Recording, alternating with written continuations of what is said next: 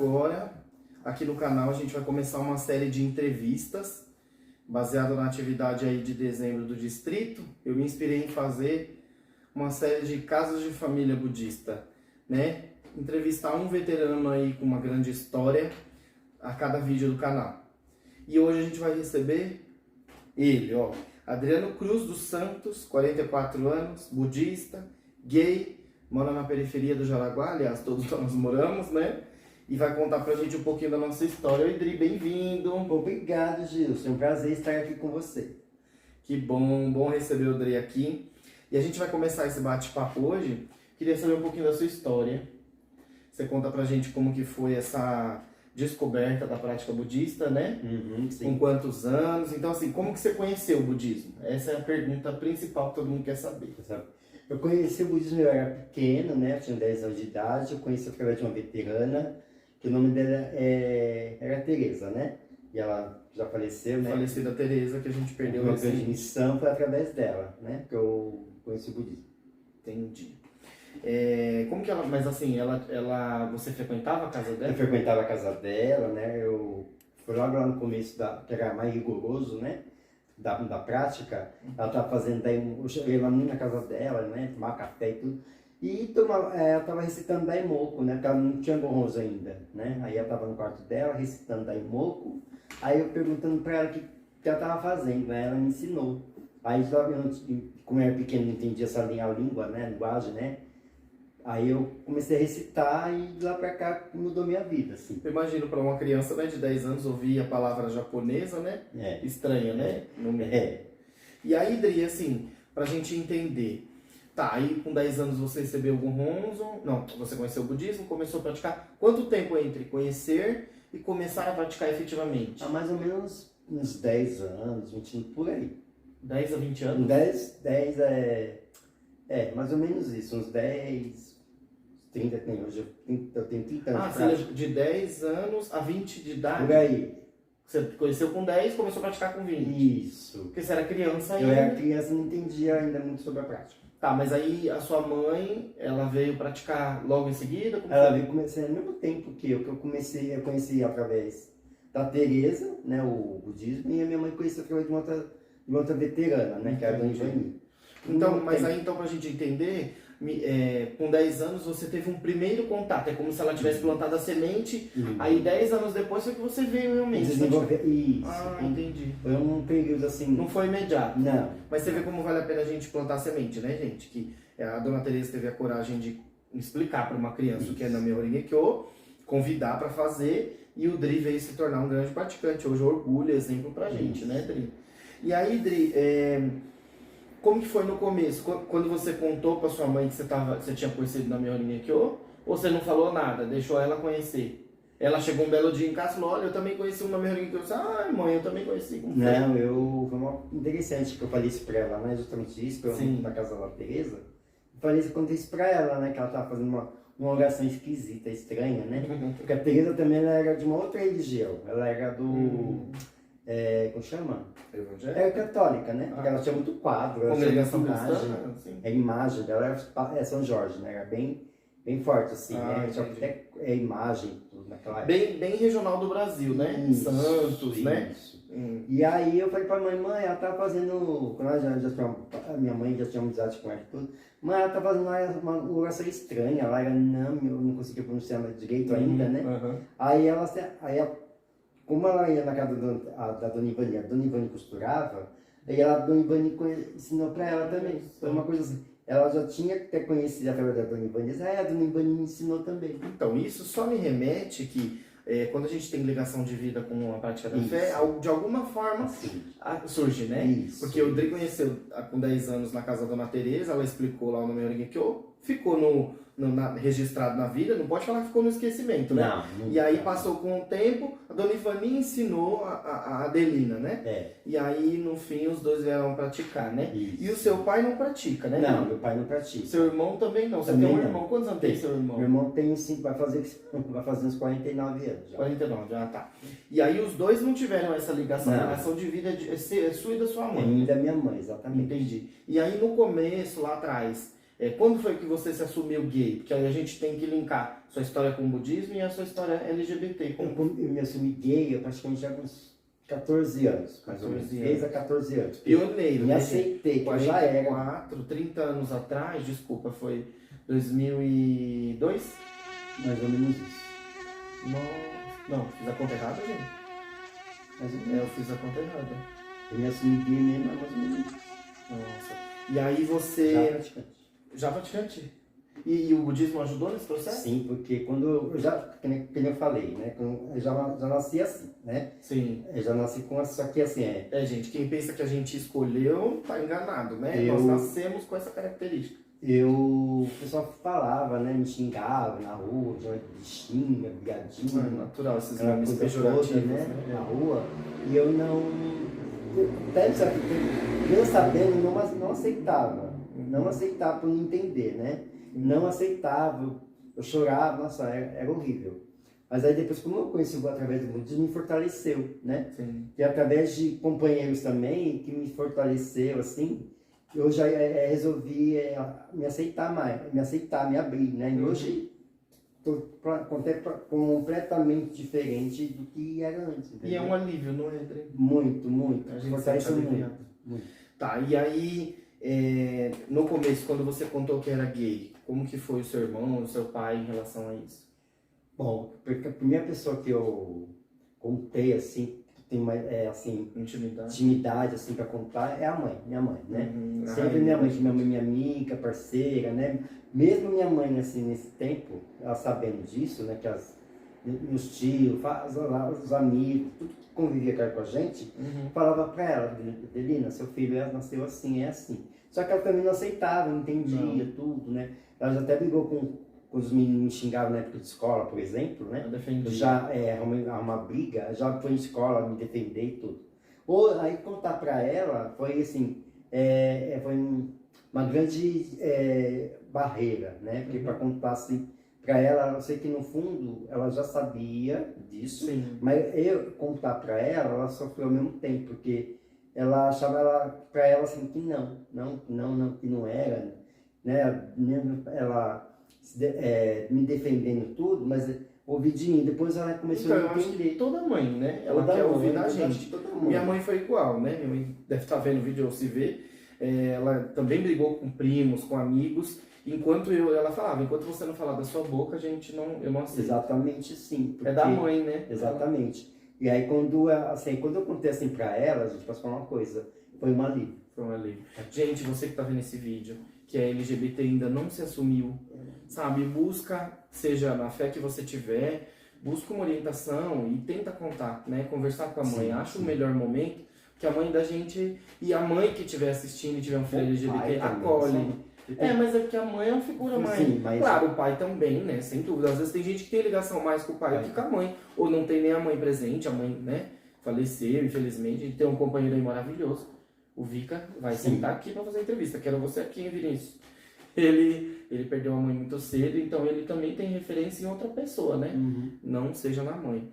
Dri, queria te fazer outra pergunta. E aí, você começou a viver sua vida, chega uma idade que a gente sai da escola e começa a trabalhar. Sim. E como foi essa questão de conciliar trabalho e budismo sendo LGBT? Você curtiu bastante a vida, deve ter saído bastante. Sim, muito. Como conviver com tudo isso? Como conciliar? Na vida normal, trabalho, eu comecei a trabalhar, tinha mais ou menos a idade que eu me assumi, 14 anos de idade. Nossa. Comecei a trabalhar, meu primeiro emprego foi office boy, né? Eu trabalhei numa loja de eletrônica, né, como office boy, atendimento, tudo. Eu não conhecia nada, de ser meu primeiro emprego, né? Não conhecia nada. Aí eu conheci a rua, conheci a cidade, principalmente o centro de São Paulo, né? Muito gostoso. Que era uma época diferente, hoje não é o que a gente vê hoje, né? Mas era uma outra, para mim antigamente eu conhecia já o centro, né? Mas não como trabalho, porque eu já fui em cinema. Antigamente, hoje a gente não vê mais outdoor por aí, né? Não, por causa das leis Cidade Limpa em São Paulo é proibido. E antigamente aquele cinema, aquela coisa deslumbrante cidade de São Paulo. Quando eu comecei a trabalhar, eu comecei a ir para o Centro, como eu trabalhava com eletrônico, eu ia para o Centro com a peça. E aí a prática me ajudou muito nesse período de trabalho. Eu me decidi, eu fiz luta de entrega de BS, que eu tomei decisão de transformar minha condição de trabalho, Sim. financeiro e tudo mais. Foi ali que a prática me conciliou com a prática, me ajudando no dia a dia do trabalho. Entendeu? Maravilha. E aí, foi passando o tempo, você foi exercendo as suas funções. Sim. E aí, para participar dos trabalhos, como que você fazia? E participar das atividades? Eu saía do trabalho e vinha correndo? Sim, porque na época, nesse tempo, eu trabalhava as atividades e escola, eu estudava, Sim. né? Eu tinha que conciliar, porque como eu não tinha cargo que ele tem hoje, eu participava assim, das atividades e vinha e participar das atividades. Olha não que tinha legal, aula. o funk aqui atrapalha. Gente, a gente tá na periferia, né? Então, na música. Eu trabalho e as atividades. Eu chegava ao trabalho e ia para as atividades. Quando tinha escola, eu não ia, né? Aquela coisa. A gente fala, conselho, trabalho, escola. Então eu cumpria. Tem que cumprir nosso papel, né? Na sociedade, como funcionário e como colega, né? Quando não tinha escola, eu ia para atividade normal. Quando não tinha, eu fazia de outra forma, fazia a prática, né? Fazia a prática. Eu tinha uma coisa que eu também tinha muita dificuldade, e comentar aí também, a leitura. Eu sempre fui outra coisa. Eu era muito tímido, né? Não nem pra acreditar, isso é tão tranquilo. Você não sabe de nada. Assim, e assim, timidez, eu era, nossa, então, não falar nada. O que eu falo hoje, eu era um bicho, assim, como fosse um bicho do mato. Você rompeu, então, essa barreira, isso, né? Eu tô transformando. A prática ajudou? Ajudou muito. Porque dentro das atividades, né, HK significa Soka Gakkai, Sociedade de Criação de Valor Humano, né? Aqui a gente aprende a fazer uma leitura, um estudo, para aprender aqui dentro como a gente deve ser lá fora. Então, quando chega num trabalho que alguém te pede, num trabalho da faculdade, ou lá no seu serviço, o seu chefe pede para você liderar uma equipe, fazer alguma coisa, como a gente usa HK como treinamento, lá fica mais fácil, né? Sim, então, as atividades, elas nos forjam, né? Elas nos ensinam pra gente. Todos nós temos vergonha. Eu já nasci mais desinibido, mas tem gente que já não tem mais. Então, minha irmã, por exemplo, é uma pessoa muito vergonhosa, a Verônica. E ela já tem mais dificuldade para falar. Dri, e aí, falando disso, quando em algum momento no trabalho, última pergunta de trabalho, você tinha que falar que era budista, você sentia alguma resistência? Não, porque Porque hoje em dia tem preconceito contra a religião. Quem não conhece fala um monte de coisa, né? Na época que eu trabalhei com a minha gerente, né? Uhum. Minha gerente é minha amiga, né? Que ela me indicou o trabalho e tudo. E ela é de uma família evangélica, né? Ela é evangélica, só que ela mesma falava, né? Ela era diferente, né? Sim, mais Pra me tranquila. aceitar, ela já sabia que eu sou também, desde pequeno também. Sim. E aí ela, falar do budismo para ela, eu falei que através do budismo que eu me fortaleci, né? Me fortaleci de falar, tem que chegar na minha mãe, falar que eu sou gay. Maravilha. Entendeu? E chegar em pessoas assim, enfrentar as barreiras, entendeu? Entendi. E ainda a gente sofre, mas assim, era uma outra fase, mas assim, superei numa boa. Maravilha. E aí, agora eu queria saber de você. Dri, saúde. Você se cuida? Sim. O Dri é vaidoso ou não? Sou. O Adriano bebe muita água, faz exercício, peraí. E você, queria saber de você também, se você enfrentou alguma dificuldade de saúde, né? É natural que a gente adoeça, né? Mas alguma coisa muito séria que você teve que enfrentar? Eu enfrentei dois problemas de saúde, né? Tem dois para contar. Uma relação à minha sexualidade, né? Minha sexualidade, porque quando eu era mais novo, você sabe disso, né? Eu era mais novo, não sabe disso? Não, Sabe revelações. disso? Não revela, guarda, vai revelar depois. Então, vou falar da outra. Tá. Deixa pro problema final, respiratório, né? Eu nasci com problema respiratório. Não sabia também, Dri. Tô sabendo tudo aqui na entrevista, gente. Problema respiratório, né? Meu problema de bronquite asmática, eu assim, não posso sair no sereno. Eu não saía do hospital, praticamente. A minha vida era... Eu tinha problema asmático, a minha vida era de hospital. Por isso você tem a tartaruga? Casa. Gente, o Dri tem um bichinho, a tartaruga. Qual é o nome da tartaruga? Mas conta pra gente. É Sofia. A Sofia, tá. Sofia não, é Safira. Eu lembrava que não era Sofia, não. É Safira. Você não lembra nem o nome? É Safira. Gente, olha aí. Tá difícil. Essa pira, tá? A memória tá pegando. Aí, vai. eu tinha assim, não podia sair à noite, assim, entendeu? Hoje é um ponto que me transformei. Não podia sair na noite com sorvete, que sorvete é gelado, me atacava o peito, né? Falta de ar, né? Eu não saía do hospital, não saía do ponto. Antigamente era o pronto-socorro de Pirituba e o Sorocabana, que era na Lapa. Sim, eu Hoje conheço. não existe mais, né? É. Eu não saía desses dois hospitais, né? Por conta da minha situação. E aí você viu que com a prática foi... E com a prática Foi eu superando. determinei, foi com a prática que foi mais por isso, né, também, que eu fui buscar isso, com a prática com a Teresa, né? Sim. E aí eu vi que melhorou, que eu determinei que eu queria sarar, né, dessa bronquite, que fazer tratamento, já fui até bezendeiro, né, bezendeiro que a gente... Naquela época tinha muito, né, antigamente. velho raizeiro também, e não conseguia, Exato. não conseguia me ajudar, né, nessa condição, né? Uhum. Que as pessoas falam pra minha mãe, vai atrás de curandeiro, tudo, e não Tentou de conseguia, tudo, né? Não. Era Naquela época eu kármico, né, gente? budista. Tinha que resolver com daimon, né? Nessa fase eu não era budista, né? Então, através da prática que eu melhorei. Entendi. Aí depois a gente vai contar as revelações, mas agora eu queria falar pra você, perguntar pra você sobre família. Família? Qual que é a sua relação hoje com o seu pai, seu irmão, sua mãe e o que você tem a dizer a eles, porque eles vão assistir, né? A família foi assim, que eu acho que com toda a família, no começo não foi fácil, né? Uhum. Contar também sobre a minha sexualidade, com tudo. Hoje eu estou mais tranquilo com eles, assim, hoje me fortalece, a minha família é minha referência, né? Acho que para todo mundo, né? É a base de onde eu saí, né? A base da minha vida é a família. Sim. Então, assim, é o que me fortalece a minha família. E sua mãe? Minha mãe é tudo. Toda, minha né? mãe minha mãe é tudo, né? Minha mãe é o que me fortalece, me dá estrutura, mãe, amo minha mãe, né? Que é através da minha mãe que me ajuda bastante a ser o que eu sou. Gente, eu tenho um carinho mega especial pela Adelina. Adelina é como se fosse uma segunda mãe pra mim também. Ela é extremamente carinhosa, ela tem uma vitalidade incrível. Eu encontrei ela aquele dia na cerimônia, da Dona Teresa, que a gente perdeu.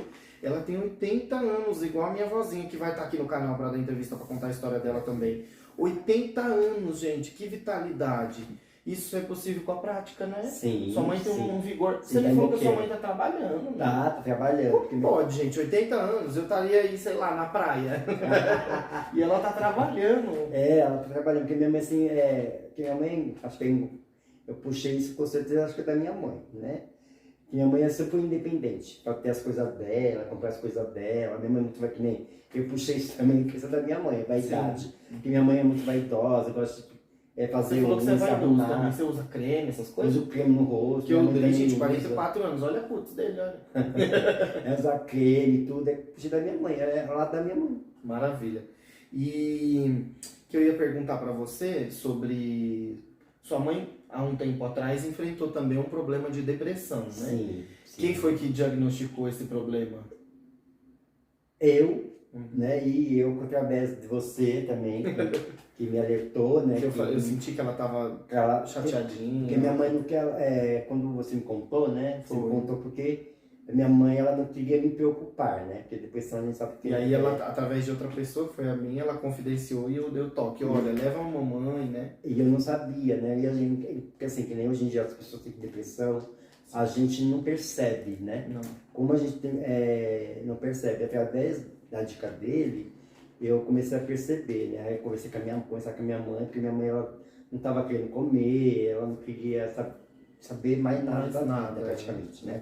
Para resumir. Aí eu fui atrás de especialista, procurar psicólogo, até Da Imoco e Ação. Da Imoco e Ação, isso. Atrás de companheiros, assim, para buscar um norte para poder tirar ela desse momento tão difícil. E, gente, depressão não é frescura, né? Não. Vamos dar a devida atenção. Quem estiver do seu lado, estiver dando sinais, estiver sem vontade das coisas, sabe? Vamos cuidar com carinho, ouvir. Não é fácil, às vezes a gente só quer ser ouvido. Exatamente. Eu enfrentei uma, depois eu vou gravar um programa só contando as minhas, mas vamos lá. Eu queria saber, Dri, qual é a sua relação com o Ikeda Sensei? Né, o Ikeda Sensei, ele é o nosso mestre budista. E o que é um mestre no budismo? É uma pessoa que incorpora exatamente como se deve viver como budista. Então ele atua exatamente como fala os ensinamentos. E no budismo, no Brasil, ele trouxe essa organização para cá, né? O presidente Ikeda está com 94 anos, completa 95 agora, dia 2 de janeiro, e ele é uma referência para todos nós. Vocês vão ouvir falar muito no Ikeda Sensei, no mestre. E não é uma adoração, é uma referência. Então, Dri, quem foi Ikeda Sensei para você assim, e é até hoje, né? Sim, puxando esse gancho que você fala de referência, Sensei para mim é uma grande referência, né? Tem muita gratidão pelo mestre, que através do mestre, que hoje, minha mãe, estamos aqui, né? Estamos aqui porque minha mãe já falou uma vez, acho que se não fosse a prática, né? Se fosse o Sensei trazer essa maravilhosa prática para o Brasil, ela não estaria viva, né? Porque, resumindo, passou por tanta coisa também. Então, assim, o Sensei é nosso norte, nosso fortalecimento, nossa base, né, para enfrentar qualquer coisa. Isso é gratidão. Perfeito. E aí agora eu queria saber para você, geralmente nós que somos budistas, a gente utiliza de vários meios para se incentivar. Aqui tem até aqui na mesa, ó, o BS, que é o nosso periódico de orientações do mestre, tem todo o direcionamento, geralmente a gente abre ele e já encontra alguma coisa que nos ajuda a seguir em frente. Eu estou aqui com um livro também, Seja a Esperança, também publicação daqui da Sensei. Gente, não estou vendendo nada não, só estou fazendo propaganda. Mas assim, então a gente sempre tem uma frase ou algum direcionamento, um Gosho, né, um ensinamento budista, que é referência. Eu tenho uma para mim e eu queria saber, e todos nós que estamos assistindo, qual é a sua referência? Qual é a frase que te toca, assim, que você usa para ter esperança naquela hora difícil? A minha, acho que com todas as frases do Gosho que você está com a colinha? Vai ler? Pode ler. A espada é inútil nas mãos de um covarde. A poderosa espada do Sutra dos Lótus deve ser manejada por alguém corajoso na fé. Então, essa pessoa será mais forte que um demônio armado com um cajado de ferro. Pra mim é muito forte, sabe? É muito forte. Com todos os Gosho, mas essa aqui pra mim eu uso é a que mais forte. Eu uso muito ela para falar que o que é a espada inútil na mão de um covarde? Não adianta você ter as melhores ferramentas, no caso a prática, ou ter um bom trabalho, ou ter uma família linda e não valorizar, não usar isso a favor do seu desenvolvimento, né? Exatamente. Então você usou toda essa organização, essa lei maravilhosa, os companheiros e essa frase para vencer. O Adriano é um exemplo claro de vitória. Quem conhece o Adriano aqui na organização sabe. O Adriano tem um sorriso sempre para te oferecer, uma alegria, uma energia.